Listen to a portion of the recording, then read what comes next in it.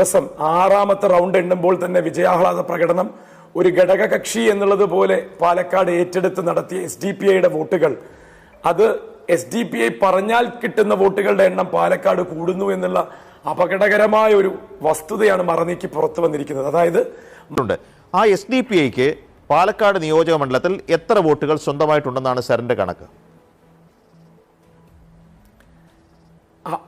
അവർ പറഞ്ഞിടത്ത് vote ചെയ്തവർ 6000 പേര് നേരിട്ടുണ്ട്. SDPI അനുഭാവത്തിൽ ഊന്നി നിന്നുകൊണ്ട് തന്നെ SDPI പറഞ്ഞിടത്ത് വോട്ട് ചെയ്തവർ 6000 പേരുണ്ട് ഈ കഴിഞ്ഞ വോട്ടെടുപ്പിന്റെ. ശരി, 6000 വോട്ട് അവർക്കുണ്ട്. പിന്നെ താങ്കൾ പറഞ്ഞൊരു കാര്യം, അവർ പറയുന്ന മതവർഗീയതയ്ക്കനുസരിച്ച് മതന്യൂനപക്ഷങ്ങളിലെ വോട്ട് മാറുന്നു. അങ്ങനെ മുസ്ലിം മതന്യൂനപക്ഷങ്ങളിൽ അവർക്ക് സ്വാധീനിക്കാൻ കഴിയുന്ന വോട്ട് കൂടി ചേർത്ത് എത്ര വരാം?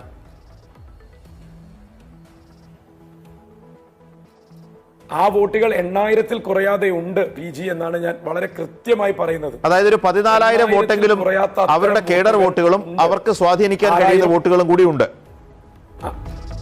UDF കളത്തിലിറക്കിയ വിസ്പറിംഗ് സ്ക്വാഡും വീടുകൾ കയറി വീടാന്തരം കയറി ഏകദേശം 30,000-ഓളം വരുന്ന N ബ്ലോക്കായി കിടക്കുന്ന ഒരു പോപ്പുലേഷൻ ബേസ് ഉണ്ട്. ജിയോഗ്രഫിക്കലി അടക്കം അങ്ങനെയാണ് പാലക്കാട് മുസ്ലിം സമുദായത്തിന്റെ കുറച്ചൊരു അതിന്റെ ഒരു സെൻട്രലൈസേഷൻ അല്ലെങ്കിൽ ലോക്കലൈസേഷൻ എന്ന് പറയുന്നത്. അവിടേക്ക് കയറൂരി വിട്ടത് UDF SDPI പ്രവർത്തകരെയാണ്.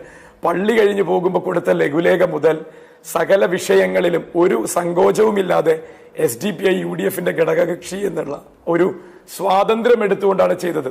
ടെക്നിക്കലി അങ്ങനെ അല്ലെങ്കിൽ പോലും. അപ്പൊ നമ്മൾ മനസ്സിലാക്കുന്നത് ജനങ്ങളിലേക്ക് എത്തിക്കേണ്ട വിഷയം എത്തി എന്ന് നമ്മൾ വിശ്വസിച്ച് അവർ നമ്മൾ പറഞ്ഞ സത്യസന്ധതയോടൊപ്പം നിൽക്കുമെന്ന് പ്രതീക്ഷിച്ചിടത്ത് നിന്ന് അല്ല, ഈ പറഞ്ഞ വഴിക്കൊക്കെ തന്നെ വോട്ട് ചെയ്താൽ മതി എന്ന് നിരന്തരം അവരിലേക്ക് ക്യാമ്പയിൻ എത്തിച്ച് ആ ക്യാമ്പയിന്റെ പങ്ക് പറ്റിയാണ് ഈ പറയുന്ന ന്യൂനപക്ഷ വോട്ടുകളെ മുഴുവൻ കോൺഗ്രസ് പാളയത്തിലേക്ക് SDPI പോലെയുള്ള